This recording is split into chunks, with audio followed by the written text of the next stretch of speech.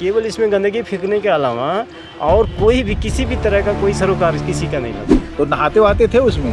हाँ, अब तो पानी छूने का दिल नहीं करता, इतना नाला बह के आ रहा है इसमें। कभी कभी प्रशासन जलकुंभी वगैरह निकालते हैं, सब उससे कुछ होने वाला नहीं है, वो तो एक दिखावा होता है ना। पशु पक्षी को पानी नहीं मिल पाते हैं और गंदगी भरी हुई है।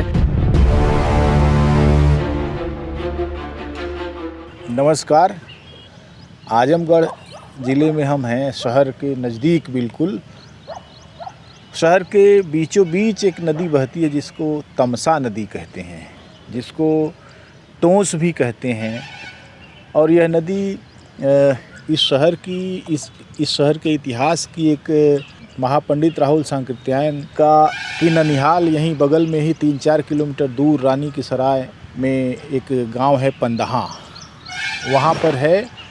और राहुल सांकृत्यायन आजमगढ़ की पहचान हुआ करते थे, पूरे देश की पहचान, पूरे देश की बौद्धिकता की पहचान। उनके जितना प्रचंड विद्वान हिंदी में खोजे नहीं मिलेगा, जो इतनी विविधतापूर्ण तरीके से ज़िंदगी अपनी गुजारी हो, जिन्होंने घुमक्कड़ अथातो घुमक्कड़ जिज्ञासा, जब हम लोग हाई स्कूल में पढ़ते थे तो उनका एक लेख हमने पढ़ा।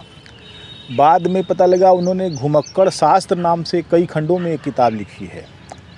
और उसके अलावा कितने उपन्यास, दर्शन दिग्दर्शन, कनैला की कथा, बहुत सारा कुछ उनका विराट विपुल साहित्य है। उनका जो साहित्य, जैसे कनैला की कथा है या और दूसरी किताबें हैं, उसमें उन्होंने अलग अलग दृष्टिकोण से इस शहर को खंगाला है, इस शहर की सभ्यता को खंगाला है। और उन्होंने इस नदी का जिक्र बड़े सम्मान भाव से किया है। उस समय जब आजमगढ़ प्राकृतिक रूप में ज़्यादा रहा होगा, अब तो शहर फैलते फैलते नदी के किनारे तक काफ़ी दूर तक फैला हुआ है, लेकिन शहर जितना चमकता दमकता बन गया है, उतना ही दरिद्रता और गरीबी इस नदी को झेलनी पड़ रही है।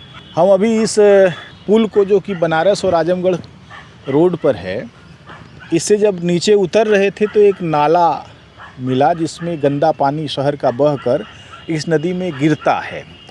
ऐसे न जाने कितने नाले हैं जो इस नदी में गिरते हैं और रोज़ इसको दूषित करते हैं, इसको गंधैला बनाते हैं, इसको जहरीला बनाते हैं। अब पानी की जांच करने के बाद पता लगेगा कि इसकी जैव विविधता कितनी बची हुई है, कितनी मछलियाँ, कितनी कछुएं, कितने सांप, डेढ़े इत्यादि इसमें बचे हुए हैं, कितने जीव की सेवार है कि नहीं। कभी कभी जलकुंभी यहाँ उतराई हुई दिखती है यहाँ के स्थानीय लोगों को, तो लगता है कि नदी में जीवन है, लेकिन उसके भीतर क्या जीवन है यह तो वहाँ जाने पर पता लगेगा। और अगर जीवन नहीं है तो इसका मतलब है कि इसका पानी किसी भी जीव जंतु के लिए उपयुक्त नहीं रहा। यह नदी जिन जिन स्थानों से गुजरती है वहाँ सिंचाई के लिए एक बड़ा साधन हो सकती है, लेकिन गर्मी के दिनों में ये सूखी रहती है। तो आइए हम यहाँ कुछ लोगों से बात करते हैं जो यहीं इसी शहर में रहते हैं। इस नदी को लेकर उनकी क्या भावना है उसके बारे में बात करते हैं। नाम क्या है? हाँ सर, मैं ब्रिजेश कुमार यादव हूँ। जी, क्या करते हैं आप? मैं अध्यापक हूँ पेशे से यहाँ पर। अच्छा, हाँ, कहाँ पर? यहीं गिलवारा ग्राम सभा है, वहाँ पर प्रधानाध्यापक पद पर हूँ। हाँ, शुरू से ही इसी शहर में आप हैं? हाँ सर, मेरी पढ़ाई लिखाई हुई है, मैं लगभग 91 से मैं इस शहर में हूँ। जी। हाँ। तो इस नदी की क्या उपस्थिति है आपके जहन में, कैसे आप इसको देखते हैं? जब मैं आया था इस शहर में, मतलब गांव से देहात से आया था, इधर देखिए। तो देहात से आया था। उस ज़माने में सन 91 का समय था, तो ये नदी बहुत साफ़ सुथरी होती थी। हम लोग यहीं बगल में ही मंदिर है, यहाँ पर रहते थे, तो अक्सर हम लोग नहाने आते थे। अच्छा। हाँ, हम लोग जो है इसमें नहाते थे और मतलब कोई संकोच नहीं लगता था कि पानी गंदा है, इस तरह का कि हम नहा नहीं सकते। उसमें थोड़ा साफ भी रहा? एकदम बहुत साफ था, थोड़ा नहीं बहुत साफ था। और फिर इतना अतिक्रमण नहीं था, इतनी गंदगी भी नहीं थी उस ज़माने में। तो हम लोग मतलब एक पौराणिक दृष्टि से भी इसको पवित्र मानते थे, उस तरह से भी देखते थे। और अपना नहाने धोने का भी काम कभी कभी, मतलब मनमौजी तैरने का भी काम हो जाता था, इस तरह से करते थे लोग। लेकिन आज इस हालात में तो ये नदी नहीं है। अभी देख के इसको क्या लग रहा है, क्या होना चाहिए, इसको क्या हो गया? सर, इसके लिए तो ज़रूरी है कि इसके पुनरुद्धार के लिए काम किया जाए। एक तो गंदगी जो है आजमगढ़ की ही नहीं, आगे के जो ज़िले हैं जैसे अम्बेडकर नगर है, फैज़ाबाद से शुरू होती है ये, तो वहाँ के भी जो है कि गंदगी यहाँ आ रही है ना, तो उसके लिए भी तो काम करना पड़ेगा हमें। इसके आजमगढ़ सारे का- जल स्रोत जो अंदर के होते हैं वो सब तो खत्म वो हो तो गए। ख़त्म हो गया है। जहाँ जहाँ जो नीचे से जो मतलब जल स्रोत थे, जब गर्मी के टाइम में पानी कम होता था तो वहाँ से पानी आने लगता था, तो वो तो सब के सब मतलब प्रदूषण की वजह से ख़त्म हो चुका है, इसमें कुछ रह नहीं। पहले तो इसमें जो सिणकी होती थी वो मिलता था और मतलब हम लोग निकाल लेते थे, हाँ, तो वो अब तो ख़त्म हो लेकिन गया अब है। कोई जाता ही नहीं होगा, कोई यहाँ मुझे कोई लगता सरोकार है- किसी का आम आदमी का है ही नहीं है। जी जी। केवल इसमें गंदगी फेंकने के अलावा और कोई भी किसी भी तरह का कोई सरोकार किसी का नहीं लगता है मुझे। कभी कभी प्रशासन जलकुंभी वगैरह निकालते हैं, ये सब, उससे कुछ होने वाला नहीं है, वो तो एक दिखावा होता है ना। लगातार सतत इस पर काम करना पड़ेगा तब जाकर के ये हो, एक प्लान वे में काम करना पड़ेगा ना, तभी हो पाएगा, ऐसा नहीं होता है। अभी ब्रजेश जी ने जो बताया कि 90 के दशक में नदी निर्मल थी, नहाने लायक थी। हम 90 के दशक को किस रूप में याद रखते हैं? 90 के दशक को हम भूमंडलीकरण के रूप में याद रखते हैं। जब नई आर्थिक नीति आई, 90 के दशक में रूस टूट गया। 90 के दशक में रूस में पेरेस्ट्रोइका और ग्लासनोस्त की शुरुआत हुई थी, यानी खुलेपन की शुरुआत हुई थी, मुक्त व्यापार की शुरुआत हुई थी। और 90 के दशक में रूस टूटकर 17 देशों में विभाजित हो गया।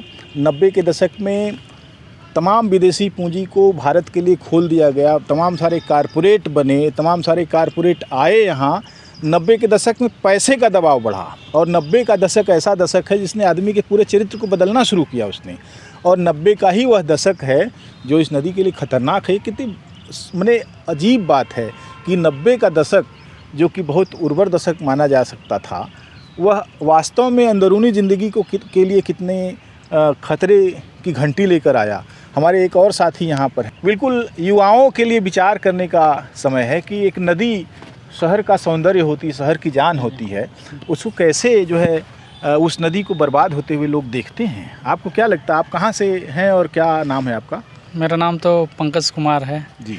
मैं बिहार से बिलोंग करता हूँ। यहाँ क्या करते हैं? यहाँ बैंक में जॉब करता हूँ। अच्छा, बैंकर हैं। जी। लगभग 2018 में आजमगढ़ आए हैं। जी, 5 साल हो गया। लगभग 5 साल क्या 7 साल 6 साल लगभग 6 साल हो गया है। जी। तब से यहाँ हम आजमगढ़ में रह रहे हैं और ये नदी की स्थिति यही हम देख रहे हैं।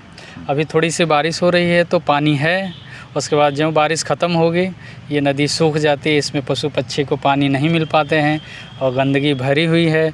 जैसे सरकार को यहाँ इस पे ध्यान देना चाहिए और रोड, शिक्षा, स्वास्थ्य पे बजट अपना बनाते हैं, खर्च करते हैं, तो नदी पे भी उन्होंने यहाँ के सरकार को ध्यान देना चाहिए, साफ़ सफाई रखे ताकि यहाँ घाट बने और लोग यहाँ नहाए, यहाँ के पशु पक्षी इसमें पानी पिए रहें, अपने यहाँ आजमगढ़ के लोग ज़रूरत के अनुसार इसमें अपना काम करें। अच्छा, जो सीवर लोग इसका मुहाना नदी की तरफ कर देते हैं और कोई वाटर ट्रीटमेंट प्लांट नहीं होता, कि सीवेज ट्रीटमेंट प्लांट नहीं होता और सब कुछ ऐसे ही बहता हुआ नदी में आता है, उसको लेकर आप क्या सोचते हैं, क्या होना चाहिए? इसके लिए तो उनको सीवर के लिए कुछ व्यवस्था करना चाहिए। यहाँ के जो नाले की गंदगी पानी है उसको बहाव के लिए कुछ दूसरे उपाय करने चाहिए।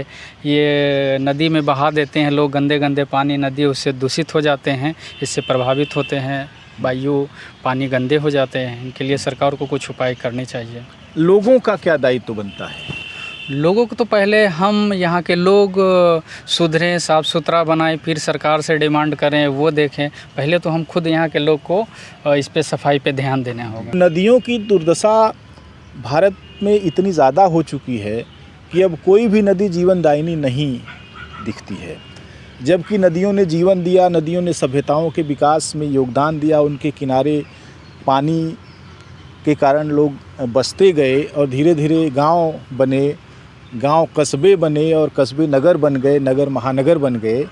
लेकिन नदियों की दुर्दशा, आप लखनऊ महानगर को देखिए, उत्तर प्रदेश की राजधानी है और बहुत चमकती दमकती राजधानी है, चमकता दमकता शहर है, जिसकी विशेषताओं का वर्णन करते हुए किताब पर किताब लोगों ने लिखी है। लेकिन गोमती नदी जो वहाँ से गुजरती है, तो गोमती नदी का पानी किस काम आता है और गोमती नदी का सौंदर्य उस शहर में 4 चांद लगाता है कि 2 चांद लगाता है कि सारे चांद वहाँ छिप जाते हैं, इस पर कोई बहुत बात नहीं हुई है।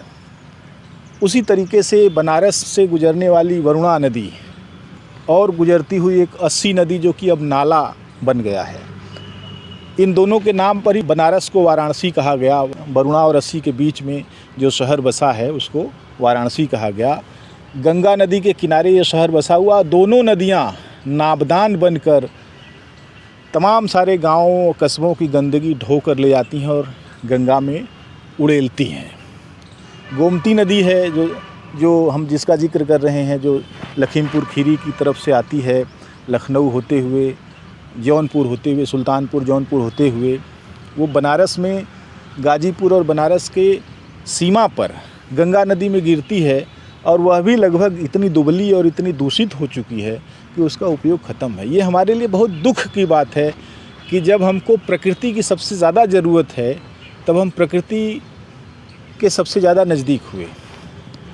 हम देखते हैं हमारे प्रधानमंत्री नरेंद्र मोदी ने अडानी को हंसदेव का पूरा जंगल दे दिया। भूपेश बघेल ने समझौता किया अडानी से और पूरा का पूरा जंगल दे दिया। लाखों पेड़ काटे गए, लेकिन अब प्रधानमंत्री कहते हैं कि अपनी माँ के नाम से एक पेड़ लगाइए, उनकी स्मृति में एक पेड़ लगाइए। लोग गमले रखते हैं घर में लेकिन पेड़ों को काटते हैं।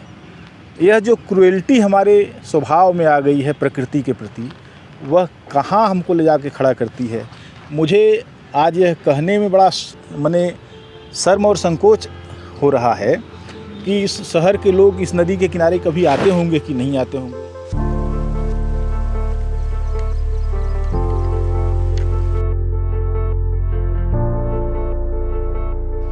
अभी हमारे एक साथी बता रहे थे कि ये बगल में जो कोलघाट नाम का गांव है वो अब गांव रहा नहीं।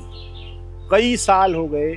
बाज बहादुर कोलघाट इसका नाम है और एक गांव हुआ करता था, यहाँ खेती होती थी। जैसा कि आप देख रहे हैं कि नदी के किनारे खेती की ज़मीन है, बगल में शहर है। तड़कुल यहाँ बहुत सारे हैं, ताड़ के पेड़ हैं इस पार, और गर्मी के दिनों में लोग ताड़ी भी पीते होंगे। तमाम तरह की मौज मस्ती के प्रकृति प्रदत्त साधन यहाँ पर हैं, लेकिन नदी के प्रति प्यार ही यहाँ नहीं है। आजमगढ़ को माना जाता है कि यह समाजवादियों की भूमि रही है, लेकिन समाजवादियों के स्वप्न में अगर नदी का लहलहाता स्वरूप नहीं है तो मुझे लगता है कि वह समाजवादी स्वप्न नहीं है, वह पूंजीवादी स्वप्न में संक्रमित हो रहा समाजवाद है। और ये एक ऐसी बात है जो मुझे लगता है जिस पर पुनर्विचार किया जाना चाहिए, जिस पर तमाम सारे लोगों को सोचना चाहिए। बचपन में आप जो नदी देखे थे वो कैसी थी? ये ऐसी ही थी और कौन सी, इतनी कोई गंदी? बदलाव तो नहीं, गंदी तो नहीं थी, साफ थी। साफ थी तो नहाते वहाते थे उसमें? हाँ, अब तो पानी छूने का दिल नहीं करता, इतना नाला बह के आ रहा है इसमें। लेकिन ज़बरदस्ती है भाई, आ जाते हैं। तो नाला कहाँ कहाँ बहता है इसमें? नाला देखिए, एक यहीं आ रहा है, एक आगे आ रहा है, एक उसके पुल के आगे आ रहा है, इतना बड़ा नाला उसके आगे है।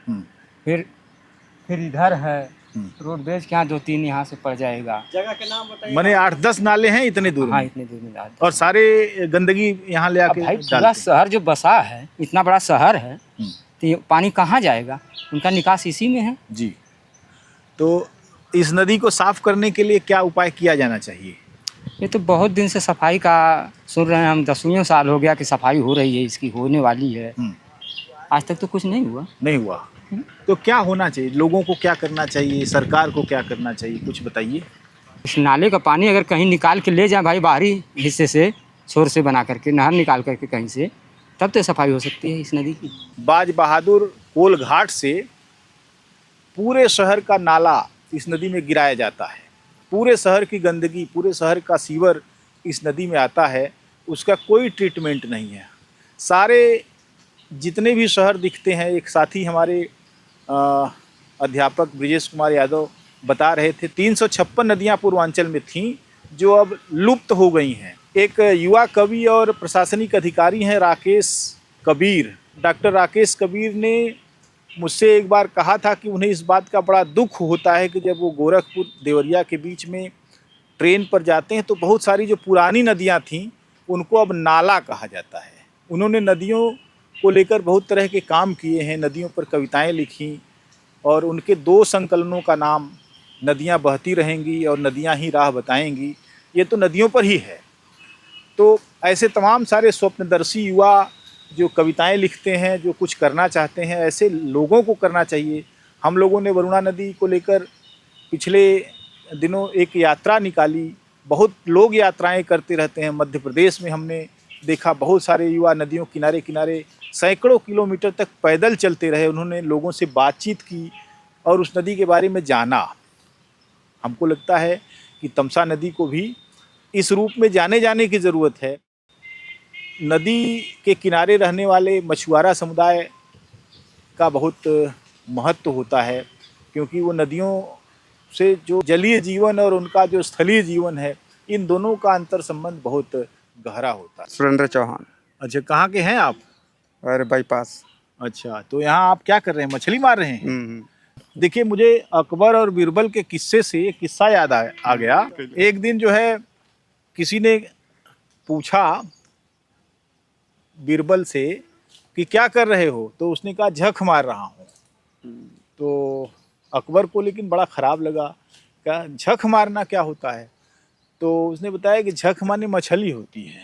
तो ये माने झक मारना हमारे यहाँ जो वो कहा जाता है, मुहावरा है टाइम पास के, कुछ नहीं कर रहे हैं, झक मार रहे हैं।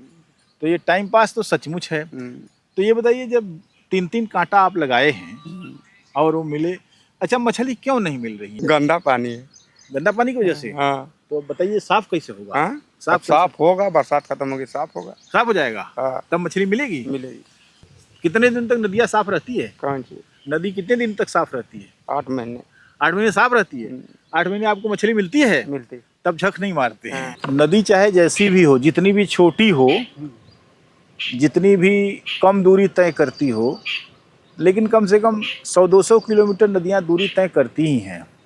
सबसे छोटी नदी जो दहिसर नदी है, बम्बई में बहती है और 17-18 किलोमीटर ही उसका प्रवाह है। वो भी अब नाला बन चुकी है पूरी तरह से, क्योंकि बम्बई महानगर है, पूरे शहर का नाला उसमें जाता है। आजमगढ़ के